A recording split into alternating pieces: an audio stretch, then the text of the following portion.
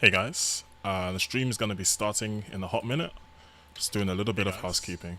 The stream is going to be starting in a hot minute. Just doing a little bit of housekeeping. The stream is going to be starting in a hot minute. Just doing a little bit of housekeeping.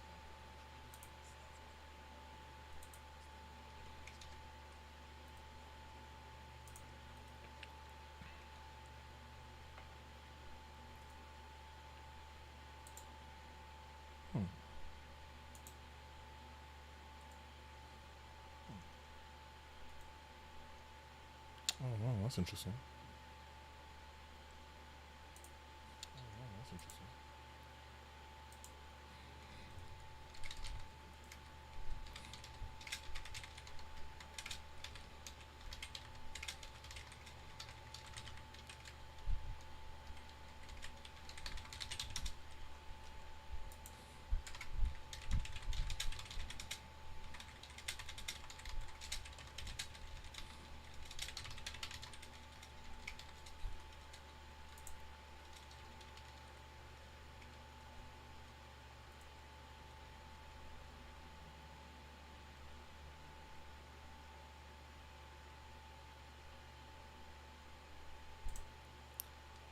Won't be too long.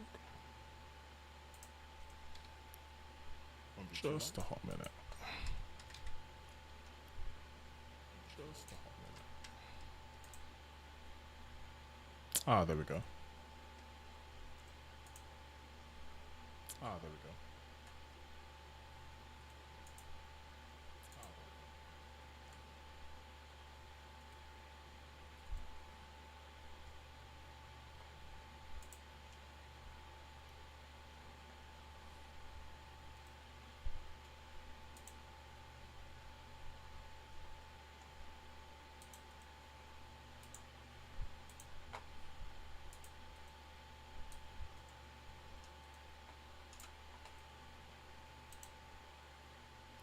Okay, guys. So, let me just close this tab. I'm gonna get feedback. Sorry about that. Had to close my tab because I was literally playing the live stream as I needed the link. But anyway, welcome to the stream. Welcome to the channel. My name is Will, and in this particular video, what I want to do is to start a couple videos, a series on, less to say tutorials as per se, but more of a guidance on for those of you who may be wanting to learn C#, but you kind of want a little bit of guidance with regards to someone who has treaded some of the path you're looking to go through, and you can have the sort of guidance overall in terms of how you want to go about your journey, right? These series of videos, what they're gonna focus on is not just me kind of telling you how to, say, build an app, build a game like I've done on this channel before, but rather what it's gonna do is kind of suggest to you best practices, is gonna suggest to you techniques, and just overall as a sort of an AMA, like a ask me anything with regards to .NET. And I want to keep this as a kind of an open workshop. So this is kind of an experimental kind of endeavor. I want to see how it goes and then see what we do with it. So with that being said, I have prepared a bit of an example application. I haven't actually written it out. I'm going to do it during the stream, but I have some notes here. And yeah, let's get straight into things. So what is all of this about? So just as I've been explaining, just to take it a step further, on my Fiverr, I'm also actually offering some mentorship in one of my gigs, and this is kind of an extension of it.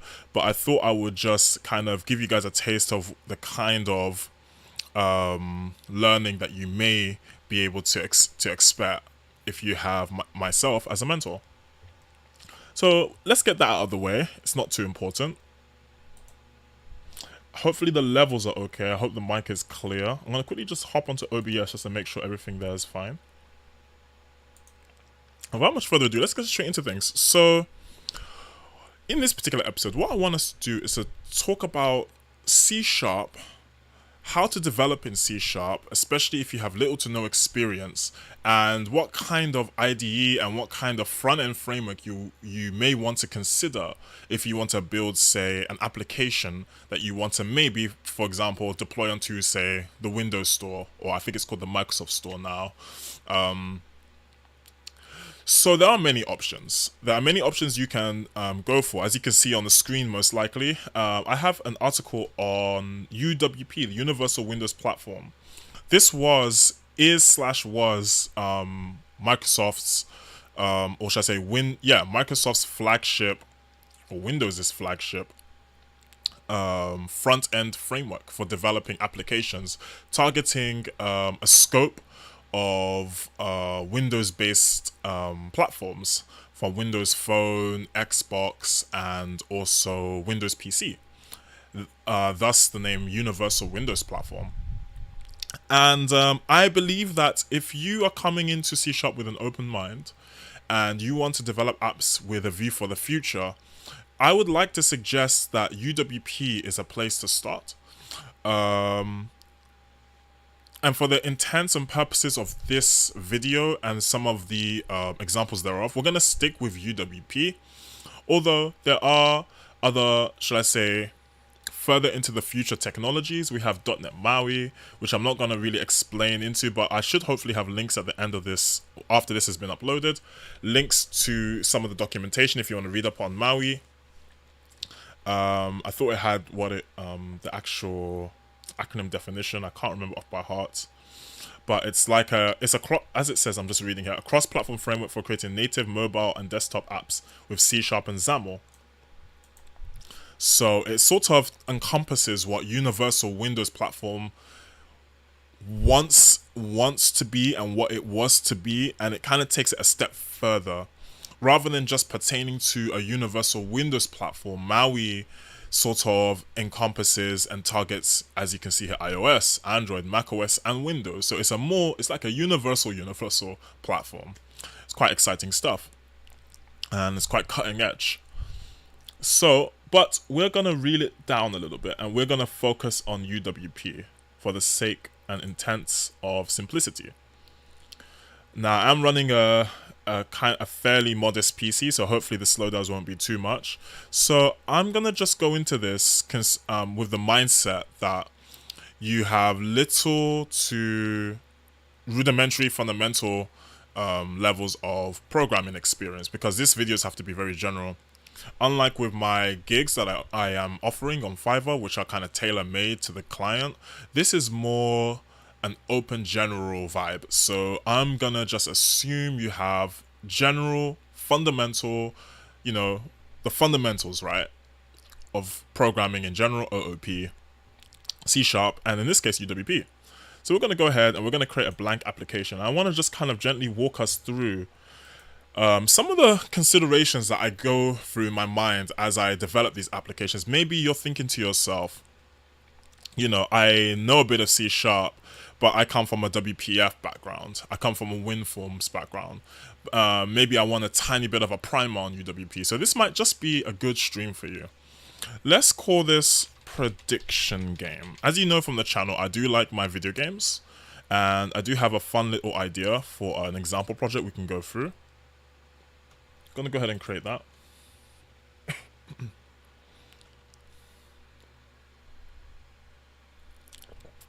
Now, if in any case computer crashes, internet goes, anything happens to the stream, I will try and come back online, and I'll have to split the stream into two or whatever, but hopefully it will be in one take. I'm going to try and keep this as short as possible. So I'm just going to wait for this to load, and I suppose what I can do is kind of walk you through what this example project is going to be about. So I'm not much of an economics guy. I'm more nuts and bolts tech. I've done a lot of front of house work, actually. I've done a lot of customer service. I've done a lot of hospitality. But one thing I am interested in is the stock market, Forex, and just the general idea of applying knowledge of economics and statistics into currencies and into, as I said, foreign exchange, stock market stuff. So as a hobbyist, I don't actively partake in the stock market, trading on the stock market or on the foreign exchange market. But I do like studying it because I do find it quite fascinating. So I thought it might be a good idea to kind of design and develop an application that's very loosely based, extremely loosely based on a few concepts to do with trading. This idea of uncertainty, this idea of risk versus reward, I think they are good overall kind of concepts and philosophies that you find in video games, right? There's always this idea of risk versus reward. Almost, I don't want to say the word gambling, but it's there. You know, sometimes you are gambling in the sense that, let's say you're playing a fighting game. I come from a fighting game background, right? I used to play a lot of fighting games. And you're playing online. You don't know who you're up against. If you look at things on a high level, you are wagering your skill sets that you will win the match, but you don't exactly know the outcome. So you're almost betting on yourself. So what I want to do is to actually play on some of these concepts to make a fun little game that's not too serious, but just to kind of be as an idea of, we want to predict the value of some variable at a particular given part of time, and whether or not we are correct or not, we are rewarded or we're penalized. So what I want to do, the first things first, when you work with UWP, is that when I started with UWP, I kind of struggled in the sense of it was a different kind of feeling to WPF. Didn't really understand some of the standard libraries as the same as WPF. One thing that did help me out though, if you can see, I do appreciate the screen might be a little small. I'm going to go back to my OBS, hopefully everything's okay. NuGet Package Manager, you want to go to Manage NuGet Packages for Solution. We're going to update one package that should always be updated as soon as you create a new UWP application. I'm going to just quickly check my OBS. Make sure everything's okay. Okay, that's fine. And you want to this Microsoft.NET Core Universal Windows Platform library provides a set of packages that can be used when building universal Windows applications on .NET Core. I would suggest you update this so you can tick it. It's already pending, and just click update just to avoid issues. Yeah, just to avoid issues really. So you want to make sure this particular package is updated, and we're going to wait for that. I'm just going to gloss over my notes. Okay. Just going to accept the terms, or whatever this is, or these are the terms rather. And this should hopefully not take too long. Again, my computer is rather modest, but hopefully this is a very casual, laid-back stream. You know, I'm going to be just kind of outputting some of my thoughts on the process of creating a very simple application, which hopefully you may find some value or maybe entertainment in, whichever floats your boat. So one of the main things or questions that comes to my mind, at least, when I am building an application, let's say for argument's sake on UWP, is that I'm asking myself, should I start with, excuse me, sorry about that. I'll just take a sip of this coffee. Yeah, I think it's coffee. I thought it was tea, but it's coffee. Not bad. It's actually tea. Anyway, that's not important. What am I trying to say? Should I start with the UI or should I start with the business logic? I tend to have a bias for starting with the UI. I remember when I was working at a company many years ago as an intern, one of my higher-ups, he told me something very interesting. He mentioned it either to me or just in general to the team I was in. And he said something along the lines of, if you can't visualize a piece of software, if you can't imagine what it is you want to create, then to summarize, to paraphrase, then how do you expect to actually sit down and code the application? Not to say, and that's not to say, start with the UI at all times, start with the business logic at all times. This is a very simple example, and I find with this example, at least, and generally speaking, starting with the UI is a good way for you to have an idea with how you want the application to respond to the user, right? Because at the end of the day, that's what it's about. We're not developing an app for ourselves 98% of the time if we're looking at shipping. We're developing the application with the end user in mind. So I believe that it's out of a sense of letting any of you guys know who are perhaps watching this and you've developed apps just for yourself, maybe as a student project. I find that once you're developing an application for some end user, be it a client, be it for even if it is yourself, you want to consider how will the end user respond, and what tends to convey or set the impression is always the UI. So I always think it's a good place to start. Not necessarily always. Business logic is always a great place to start, but I like to start with the UI. Now, this is interesting. I was considering importing one of my XAML packs, but it may be too much. Because for the intents and purposes of this demonstration, I don't think we need to do that. So I'll just start coding here from the XAML from scratch. I like to work with view boxes. So I'll walk you through the XAML a little bit. So you have the XAML markup, which it goes hand in hand with the CSharp file.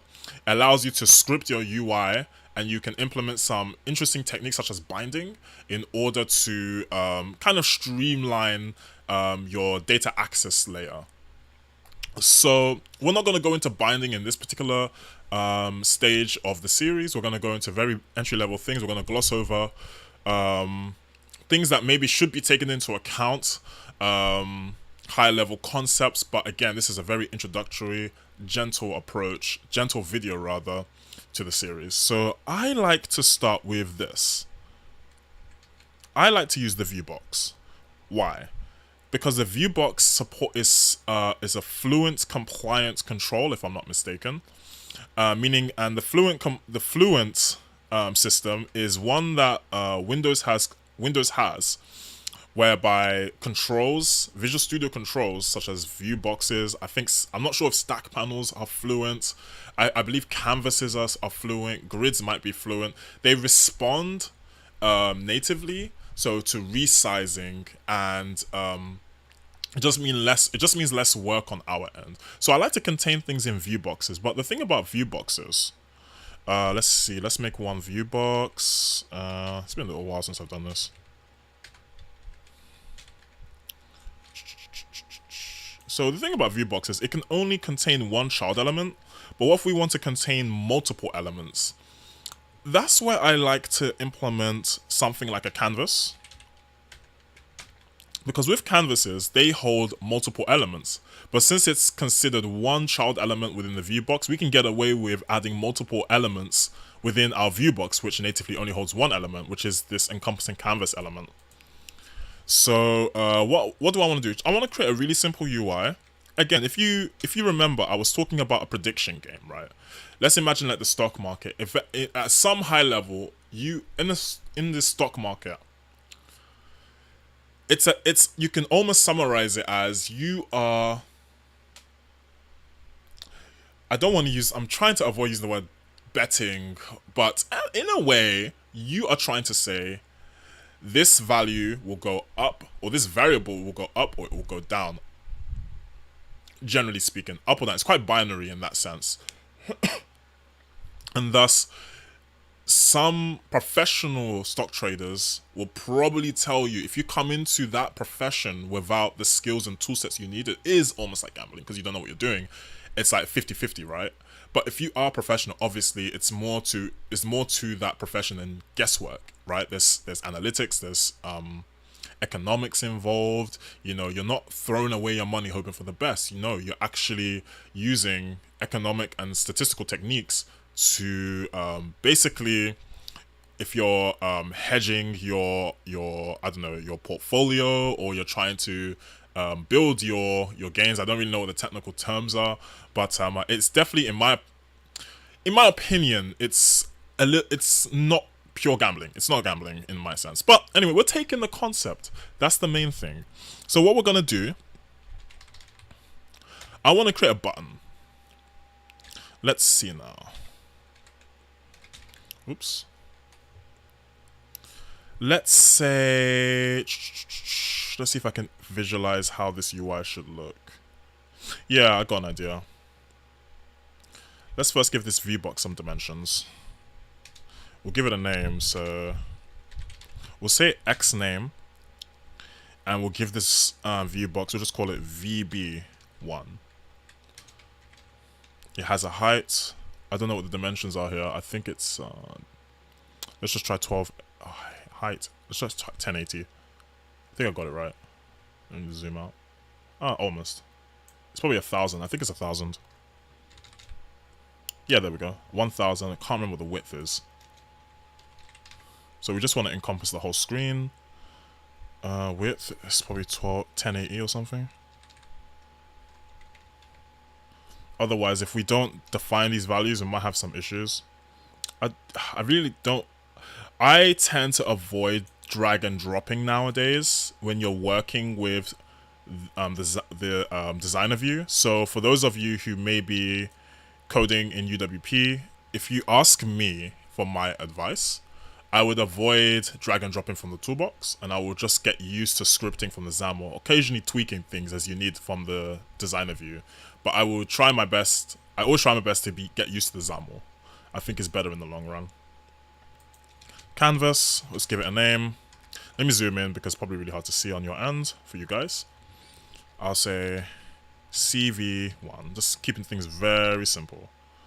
And I'm just gonna, because I can't bother to type, not that it makes that much of a difference. Height 1,000. Let's see where it is. And okay, width. Try my best to keep this stream not too long.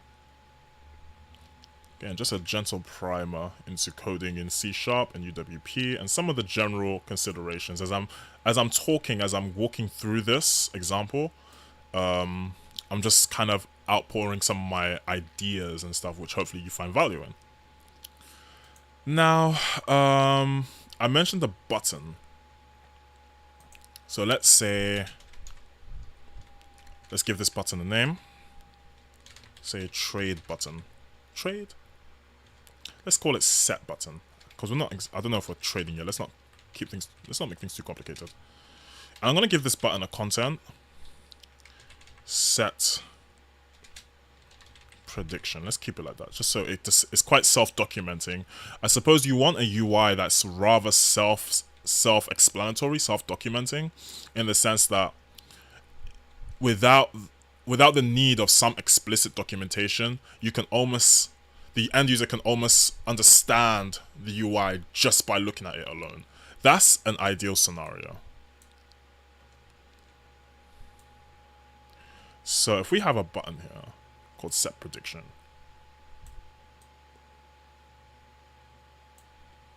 just save my work. Oh yes, and we're working in debug over here, as you can see, targeting the x86 CPU architecture, which is quite a good shout because most machines support 32-bit, either because they're 32-bit machines or they're 64 bits, which is compatible with 32-bit software. So creating your software in 32 bits, i.e. x86, is always a good shout, because it just means you're probably reaching more machines than you would if you're just targeting x64, okay?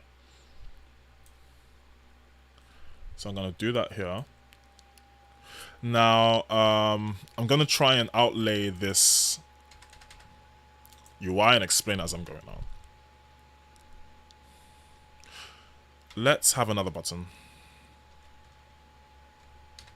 I'm just going to copy and paste it. And this button will generate a variable or some value for a variable. Let's call it a different name so we can eliminate the error. Generate value button. See if I can draw it out here. There it is. And this is going to be a very simple game. I'm going to explain it now. You click a button, creates a random value. Let's say a number between 0 and 100. Now, once we have that number, once we initialize the game, maybe by pressing a start button, a random number is generated, and we want to predict the next number, if it's going to be higher or lower But the only caveat is that if the number stays the same, we lose all the time. Now, there's no particular significance to this. It's just the fact that, as the saying goes, the house always wins. There's always an edge when you're dealing with the house. It could be a casino, it could be a casino, it could be considered the stock market, it could be considered banks. I don't know, but the house always wins, right? So that just means it's never always a 50-50 split. There's usually some kind of edge given to the encompassing house for which we may be trading. Okay, that's just the idea. It's just an analogy. It's just an idea. So let's go ahead. Yeah. Okay. Let's put this here. Again, this is not this is not really a UI tutorial, so it's not gonna look great. I'm gonna be very blunt about that. It's just to get the idea across. I'm gonna change that. I'm going to call it the start button so we can initialize the game. And I'm going to change the content to start. And now, let's see, I think a text box. So if we want to predict the next number, I think having writing the number in some kind of text box and then processing that value might be a good shout. So what can we do in the XAML? We can produce a text box, and we don't need to. You see how it has text box and it has two brackets, and it has one like I think it's a forward slash or a backslash. It's a slash and it has text box. So basically, this just means anything in here are elements contained within the text box that we could have. But a shorthand is just to literally have this slash and closing the text box with the bracket. And we can write everything we need inside the text box tag here. Just another way of doing things, really. Name. And let's call it variable. Set variable, I think, is a set variable TB text box. Let's call it 1. And we'll give it some quick dimensions. Height 90, width 180, something like that. I'm gonna just change that so it looks a bit different. So let's see.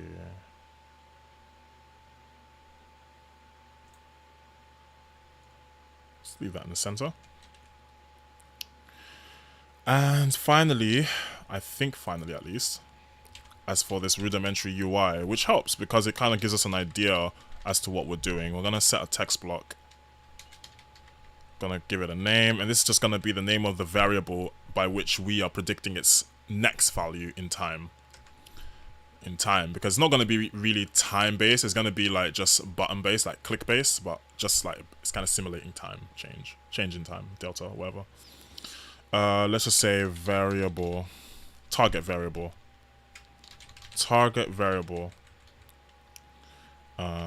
text, TBK, text block, TBLK. I think that makes more sense. And let's put 1 in there. I'll close that. Again, I'll give it dimensions. I'll just nick these dimensions here. And here we have a text block. So the idea is random value is displayed in this first text block. We type in a value that we predict it's going to be. We set the prediction. And depending on whether we're wrong or right, we either lose our, should I say, our bet, or we gain. So let's have another value. Let's have another control here, which is like our balance. Text block. Name. Let's say balance. Text block. Oops. 1. I'll just say what text block just to keep things simpler. Again, I'll put the dimensions there. So hopefully, even as I'm just explaining this very simplistic idea of a game, you're kind of drawing out different facets, just little bits of information, nuggets of tips that might help, as the intent and purpose of this video is. It's not a very in-depth. Oh, my alarm is ringing. It's just a very general, high-level view. Workshop. Okay, so let's see. We have all our controls in place. So what I'm gonna do is go to the next thing you want to do. Now that we have a general idea of what we want to develop, what we want to kind of create. Now that we've seen the UI, I think it's a good idea to hop to the C# file. Now this is the constructor, which hopefully you should be aware of. And I suppose because this is quite a simplistic example, what we can do is kind of set the value of our target variable. And I won't profess to know all the namespaces off by heart, but I want the random class. I don't know. Oh, there we go, random. So it's just it's a system class, so it's quite easy to find. So okay, what we're gonna do, what I like to do at least, is to have depending on the needs, but since this is a simplistic example, we're gonna have a public variable. So we're gonna say, well, because we're dealing with one class, it can be private random, and let's say, well, this is just the RNG really, right? So we can just have random, private random RNG. We can just declare it for now. It has been a hot minute since I've actually developed on this IDE properly. I will admit, been quite busy with working and whatnot where I am, but it's very refreshing to be back. So, and I like to comment as I go. It's something I tend to do. So it's just kind of a habit that I've kind of picked up on from my old work when I used to work in the industry. So let's say this RNG produces the next value for the target variable. Something very simple there. We want our balance. So how much? It's not really a unit per se. It's just a like a meaningless number. You know, that it's just a balance. So we're just gonna say something like private int. Let's say balance. Keep it simple. Usually what I like to do is keep the fields lowercase as a rule of thumb, and any properties, any accessing properties so usually you will have private fields accessed by public properties or methods. I like to keep the naming conventions of the fields lowercase, and their respective properties will usually be in uppercase. They'll usually be, the way I do them, the same name as, so I would have a balance property, but the only difference would be that would be uppercase. So it's just a quick and simple way you can kind of see the difference there, or the relationship between the field and the property rather. So let's say this is and it's a game, so we're going to say this is the player's balance. The aim is to get the highest number. The aim is to get the highest balance. Just to explain things, the highest balance. I don't need to explain too much here. Try and keep it as general as possible, but anyway, I just felt the need to describe that there. So I've got an RNG, I've got a balance variable. We also need a target variable that changes with time. So we're gonna say private int, let's say target variable. This variable randomly fluctuates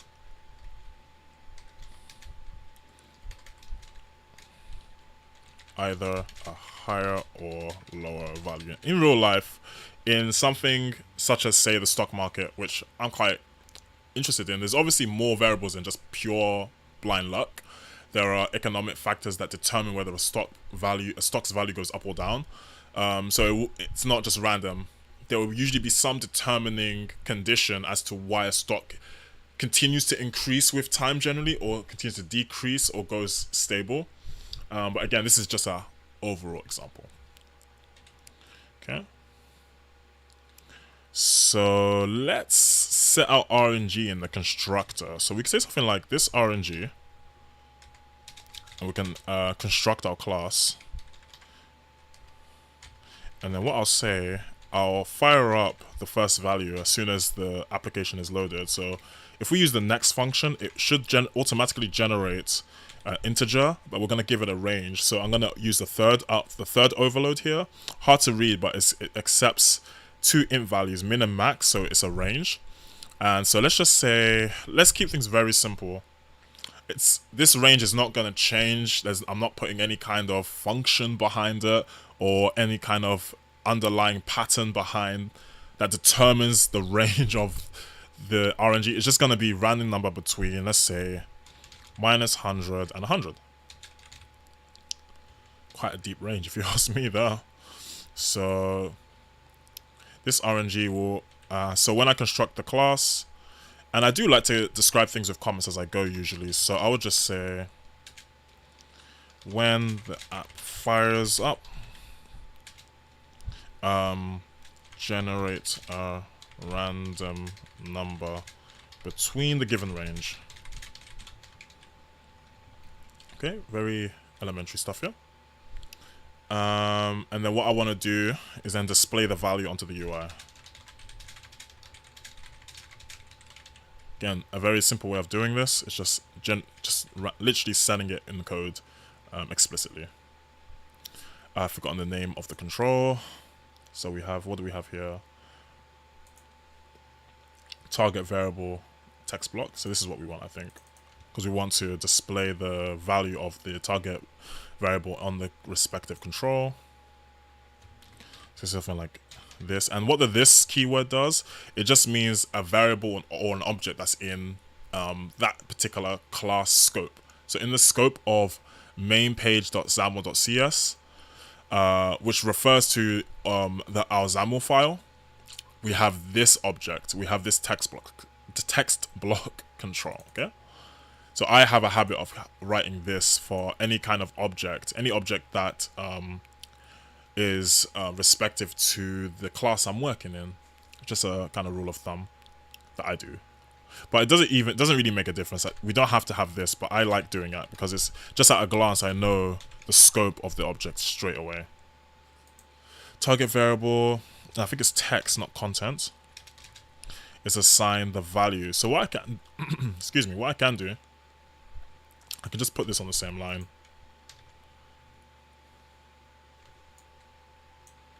Just to make things quicker, and I can just cast this value to a string to assign it to the text box, and I think that should do what we need it to do.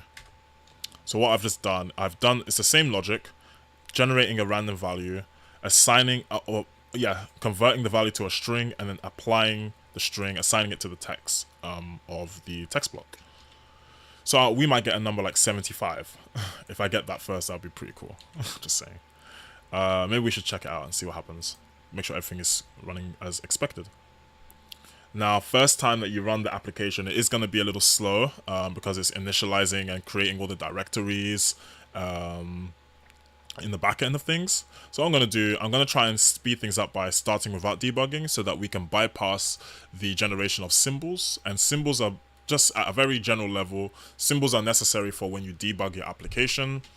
They're needed for the debugging process, but since we're not concerned too much about catching errors or debugging, we're just going to start the app straight away, almost as if it's been deployed, skipping debugging. Don't know how long it's going to take. First time hitting start, my computer's not that quick. It might take a minute. So I'm going to sip my coffee. We're nearly about, I think we're about 50-60% through this workshop. Let me just have a look, see what's going on. Ooh, I should have checked. I'll have to check the comments later because I can't split screen to check off screen, so I'm gonna leave it. I'm gonna have to check if there's any comments. I don't know. There may or may not be. I should probably check, but it might confuse the stream a little bit. I'm not too sure. Okay, let's just see what's going on. I have to be a little patient. And I can kind of think ahead, what I want to do next. So we're displaying the random value. I am in a, should I say, family communal area. So there may be some sounds, don't worry about that. But anyway, what am I saying? So what we want to do is to, oh, I thought there was an error for a second. We want to then, after we've confirmed things are working as expected, we want to be able to kind of bet, if for lack of a better word, what the next value is. Now the thing is, it's so hard to read this. I'm gonna have to increase the font size, but that does say -40. So we have the randomly generated -40 value here. No, just quickly, just over there. So what we want to do is say, okay, we have the value of -40. It's really hard to see, I appreciate. What if we predict the next number will be 70? And now, just so as to, this is a very naive game, right? What I'm trying to say here is that the closer we are to this number, and I believe irrespective, unless we want to, in the logic, take into account our number being above, as high up as possible, or lower or minus as possible. And that doesn't make sense, but what I'm trying to say, if we calculate the difference between the actual generated value, let's just say the RNG produced 40, -40, and our 70, so the difference thereof would be what? 70 and then 40, so that would be 110, I think? -110, if I'm not mistaken. So, wait, 70, and then 10, 20, 30, 40, 70, 80, 90, 100, 110, yeah.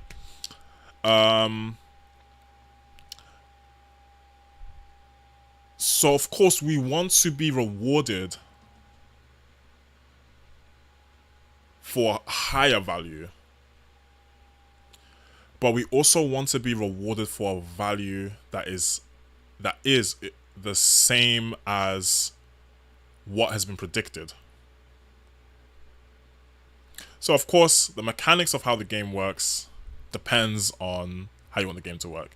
For the intents and purpose of making things as simple as possible, we want to be in this game, we want to be as close to the target number, irrespective of minus or positive differences. So I'm going to use absolute calculations. And so let's say after maybe something like 5 clicks, we want a number as little as possible, because that will suggest we have hit our predicted number more with more accuracy than if it was a wide margin of error. Again, this is just an example game, just to kind of gloss us over through some of the considerations of writing in C# at a very basic level, right? That's the whole idea of this. It's a very general video. It's like I'm losing my voice. Okay. So what I'm going to do, I'm going to go back to the XAML. I'm going to just change that font size. Let's see, I'm here, so I think it's under text.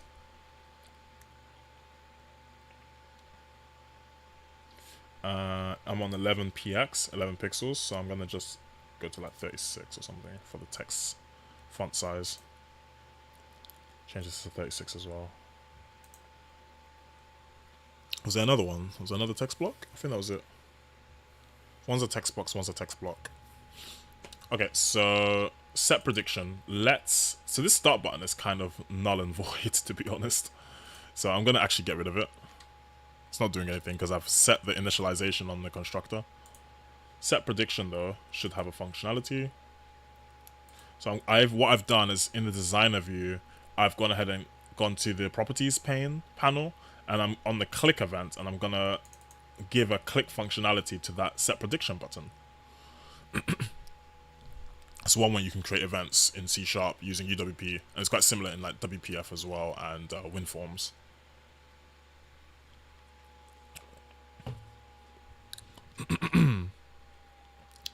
So where are we? So set button underscore click. So we want to do a few things here. Oop, again, another notification. I'm just gonna. Where am I? So what I like to do as well, write out in comments what we're trying to do. So we want to calculate the difference between our value, our predicted value, and the actual value.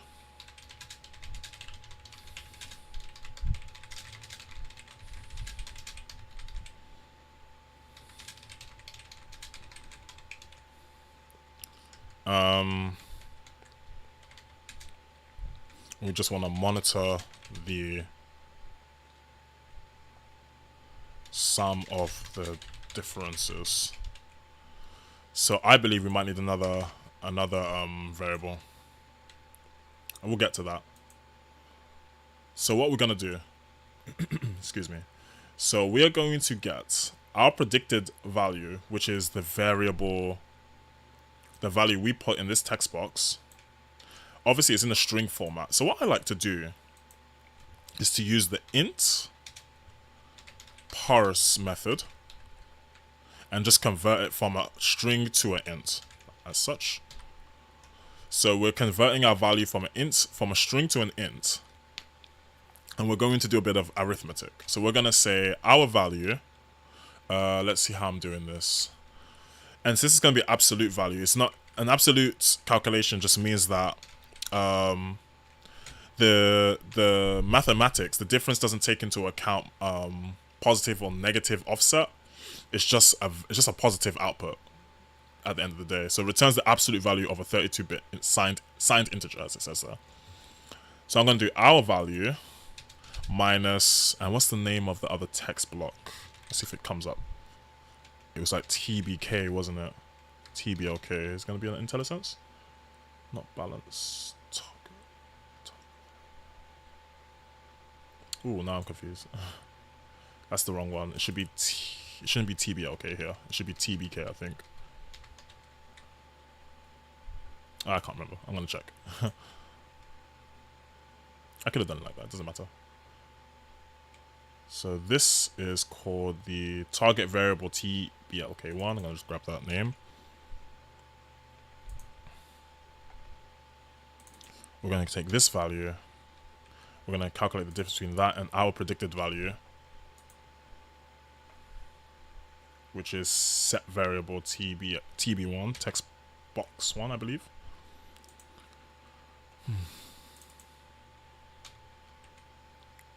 And again, we're going to use this int parse.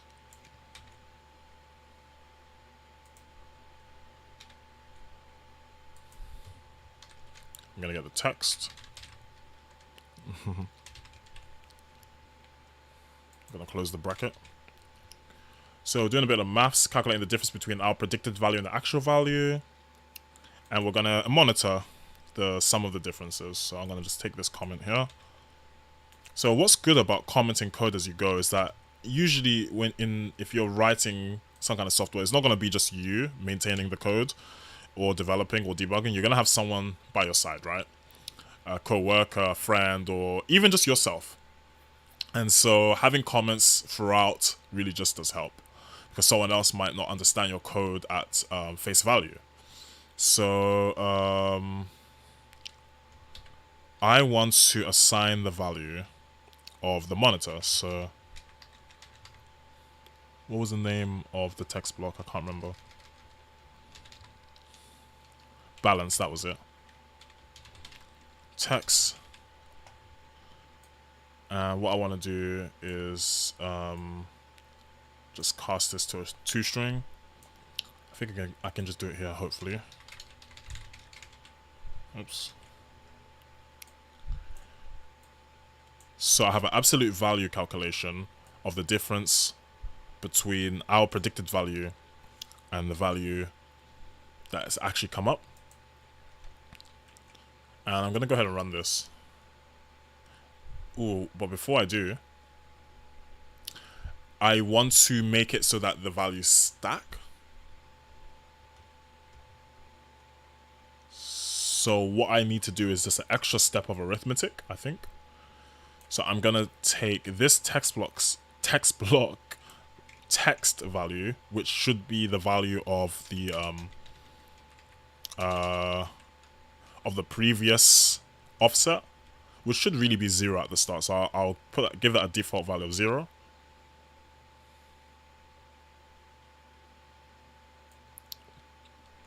And I'll put that in the math apps.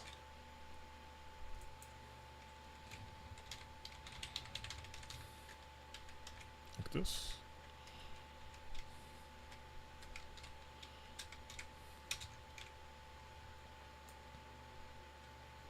Hope this is all consistent. So we might have a balance of say 100, but then we have an offset of 70. So it should add 100, which is our balance here, plus our offset, which would be 70 in this hypothetical situation. Hopefully I've done that right. And what I'm going to do is just give this a default value. So I'm going to go back to the XAML. And we're nearly wrapped up here. This is just a very simple example. Nothing fancy. At least not compared to some of my other tutorials. But nonetheless, this is a very gentle walkthrough. Let's see. Let's just say text. And let's give it this, call it 0. That's our balance. And I'm going to change the font size. 36. Is that good enough? 36? It's decent. Good enough. So there's not really any validation in this game.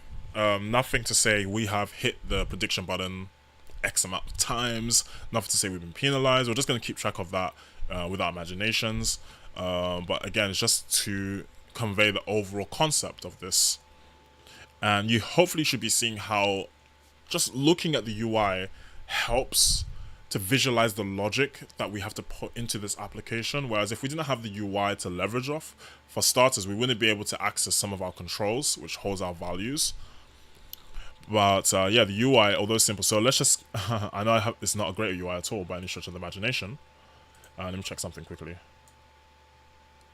But it is responsive because it is in the view box. As you can see, everything's shrinking and sizing up as I'm resizing, thanks to the fluid controls. Control all controls. So we have an RNG of 5. I'm going to predict -10, and we're going to set our prediction. Let's see if I've done this right. So I've done it wrong because I haven't set a new RNG to be invoked. So it's always going to be against 5. So obviously now we have a balance of 15 because the difference between, let's see if this is right, man. This is calculating the absolute difference between 5, 10,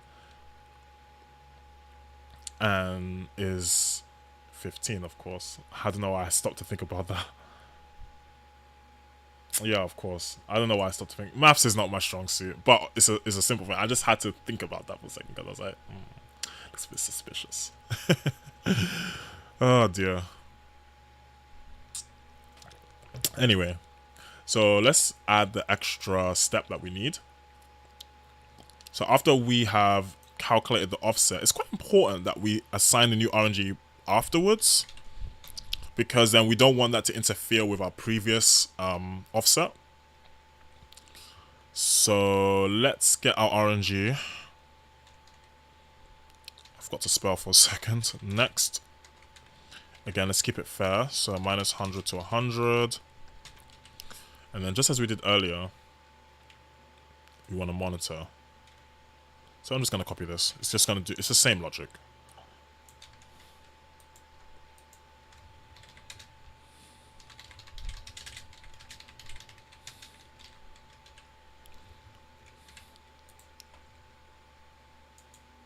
And it's cool because the thing is, when you want to, say, demonstrate your skill sets in CSharp or front end like UWP or WPF, you don't necessarily have to design a full suite application.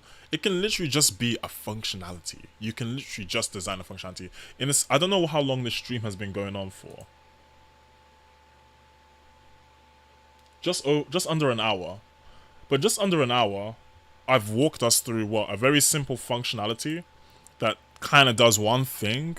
But at the end of the day, if you want to demonstrate to someone else that you know how to code, and you can vouch for that by coding an app that does like one thing, with very little margin of error, then that might even, when you think of the scale of time it takes to do that in like an afternoon, as regards to trying to impress someone with a full suite application, then it makes sense maybe to just do an application that does one piece of arithmetic, because you're still demonstrating your skills. So that's something to keep in mind as well.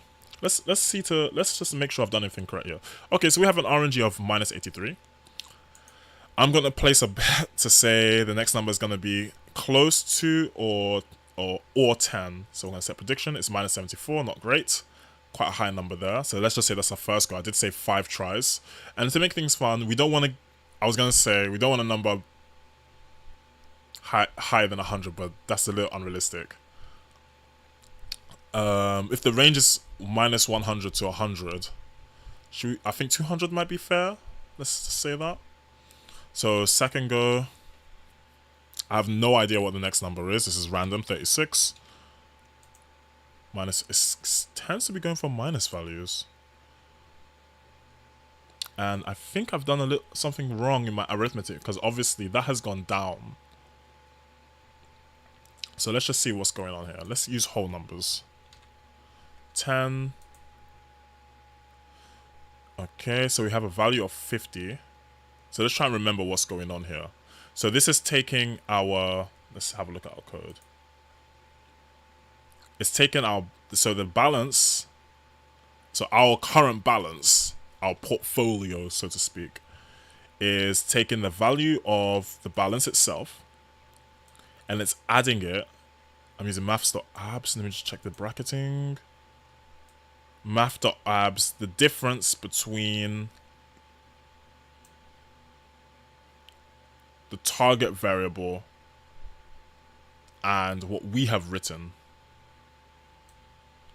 Which is funny, because I would have expected to always go up. Let's have a quick look at this. So if we have 10, so balance, what the difference between 10 and 68, let's see, will be added to the balance. So I don't have a, I'll just have to use my mind. So let's see, added to the balance, I've already forgotten now. So the difference between these two, which is 58, will be added to the next balance. So let's just remember in our minds 58. And I'll go for another whole number, 20. And we have 98.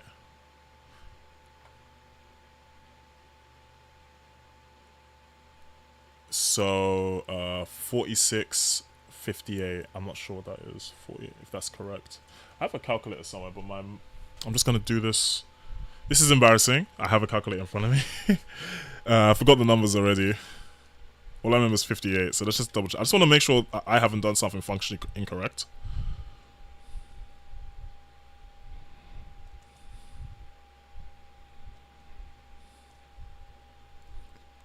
$58 plus 46. Oh, so I think my logic might be incorrect, actually. It might be the fact.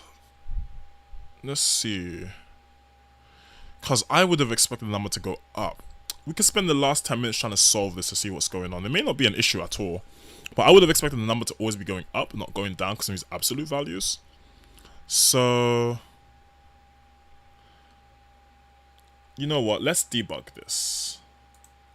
And this is a good example, a very simple example of why debugging is good. And we'll close out with just the debugging thing, going over why debugging is important. So we're going to set a break here.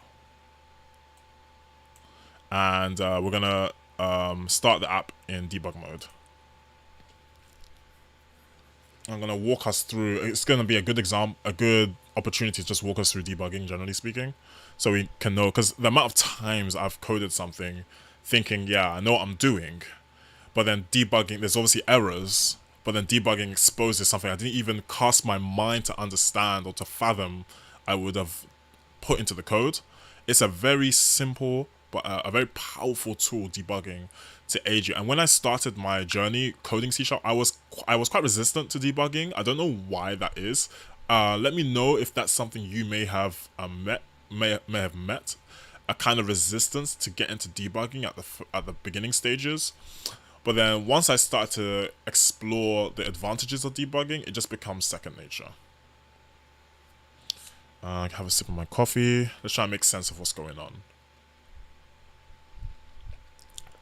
That's the first step, making sense of what's actually going on so that we can make an informed decision if we want to rectify anything that needs to be rectified. We need to understand what it is we're trying to fix in the code, right? So I'm just waiting for this to load. It takes a little longer because it's debug mode, so the symbols are loading.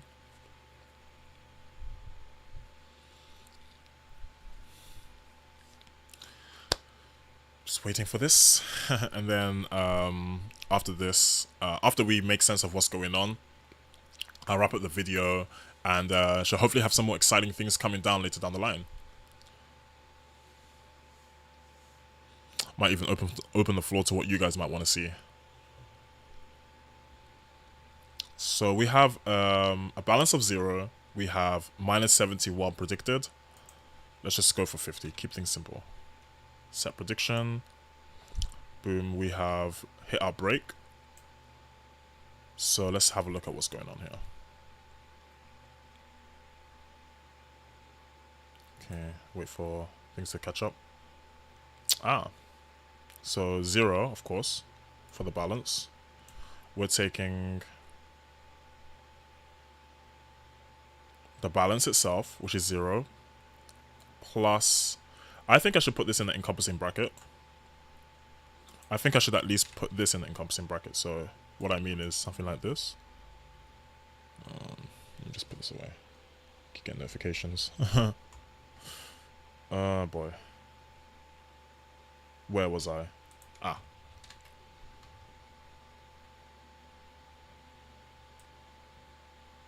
and keep this as, let's see. Where did I put that first bracket?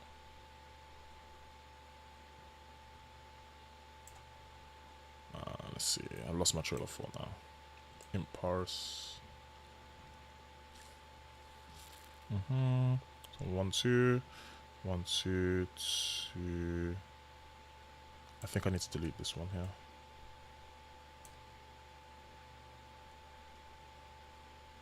It's quite hard to see what I'm doing. Let me just quickly stop. Make sure my bracketing is okay.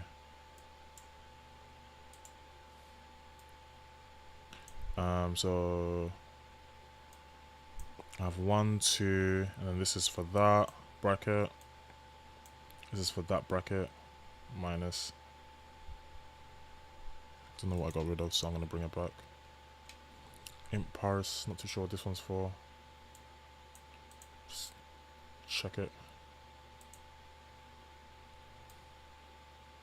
Okay, so yeah, I think I was right there to delete that. So I'll check this one. 1, 1, 2, close. 1, 2, close, close, close. So, but apparently it's expecting another bracket.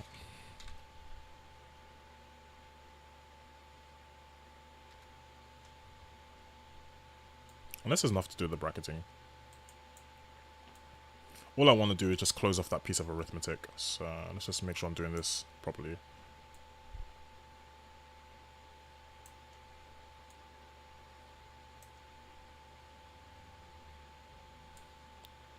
Get rid of that one for now.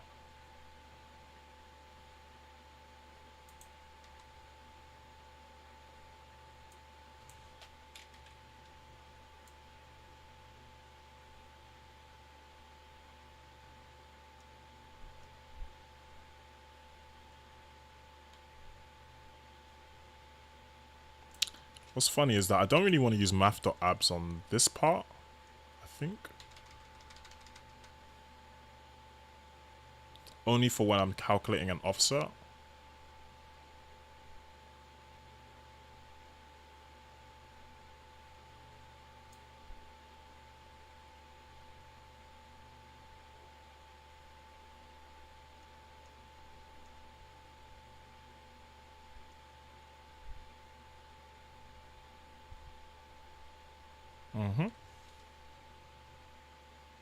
Obviously I'm casting it wrong because it's trying to compare int and string.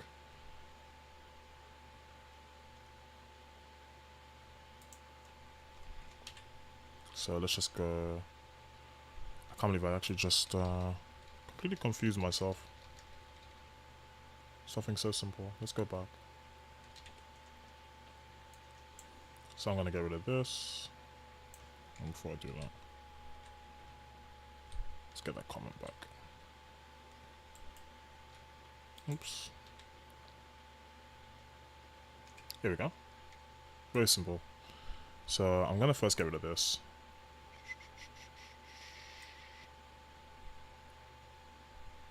Just see what that pertains to. Okay, so I have to get rid of this one first.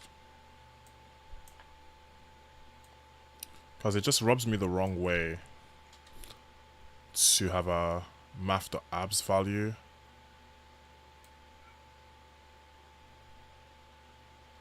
Doesn't matter. Anyway, I'll keep it there because it's keeping things sound.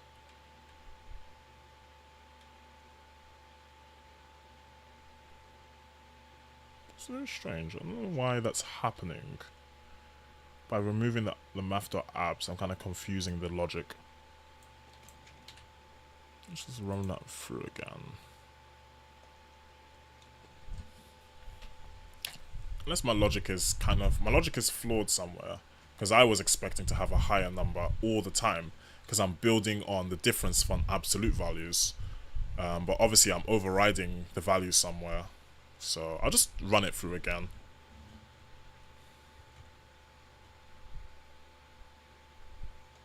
If not, I'll just simplify it. So what I'll do, I'll just set a break. Should have done it beforehand. Can't really.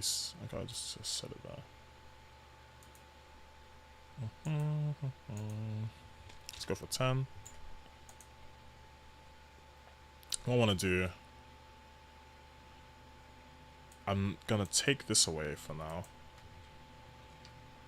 I'm just gonna calculate the difference.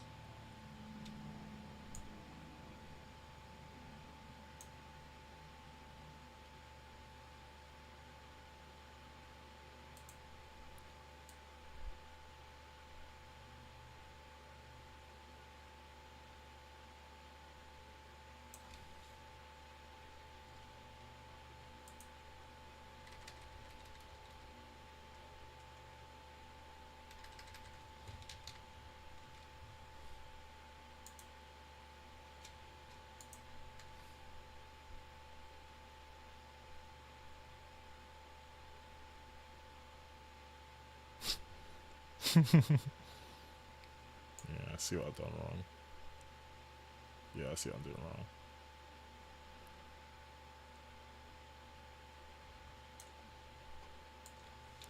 Let's just open this out to make things a little less complicated.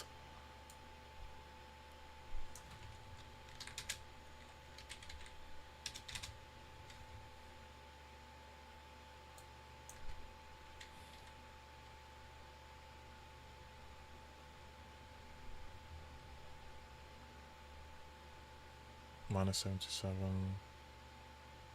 minus 10.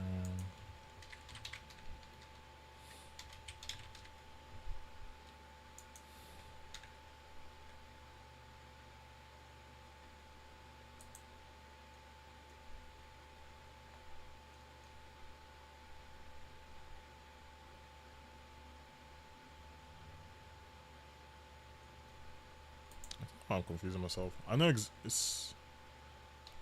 I'll just go back. Sorry about this, guys. It would seem that I'm tripping myself up on the most simple logic.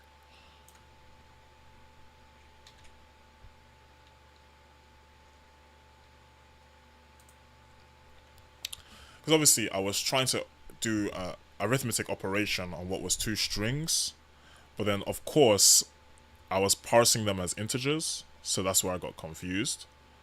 But there's somewhere down the line that I got that wrong, clearly, and I haven't drank enough coffee, so I was obviously getting confused. So I just read it back. So the logic is doing exactly what I'm telling it to do. And let's go for it step by step, instead of me trying to overthink things. So I've got my text, which is 0. I got my value, which is also 0, the same value, and I'm adding to it this particular value, the difference between 46 and 10. So it should hopefully be 36, I think, if I'm not mistaken. Well, 35, probably because it's 0 indexed. So obviously we've got 35 instead of 36. And let's just go for good measure, 20. So we'll do this line by line so we at least understand what's going on. So we have 36, and we're assigning that new value to 36 plus the difference, which is 35.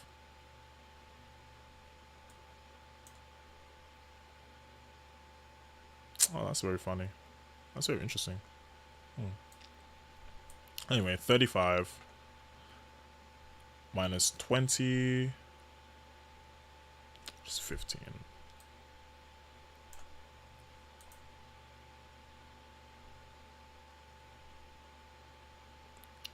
Let's say 35, 5.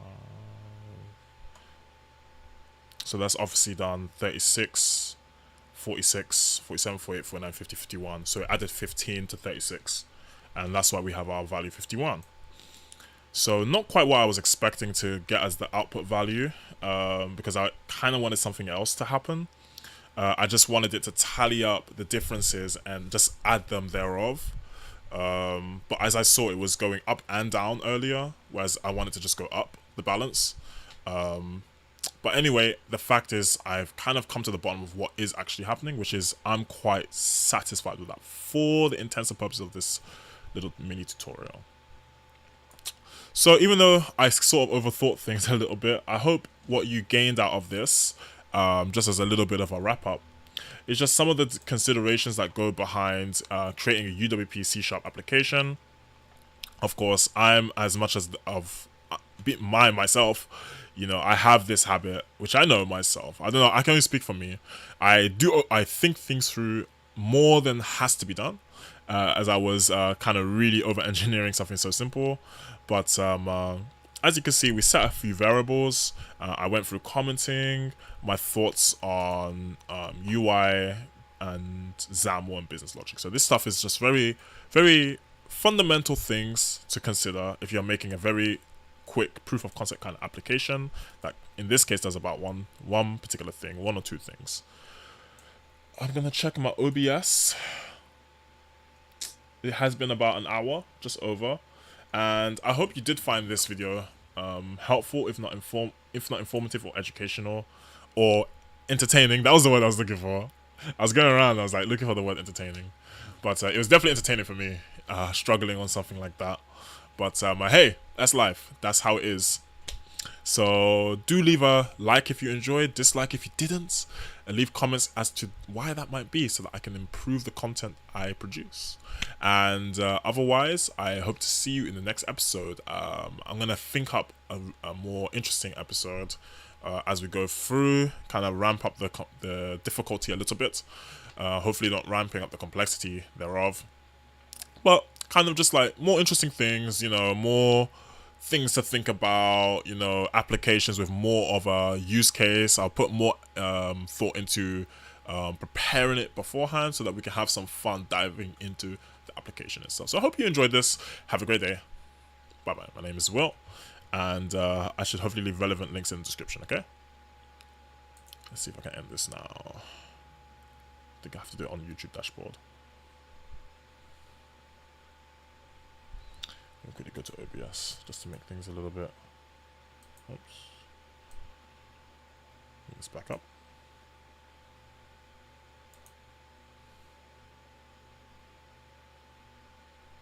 Oh wow, nice.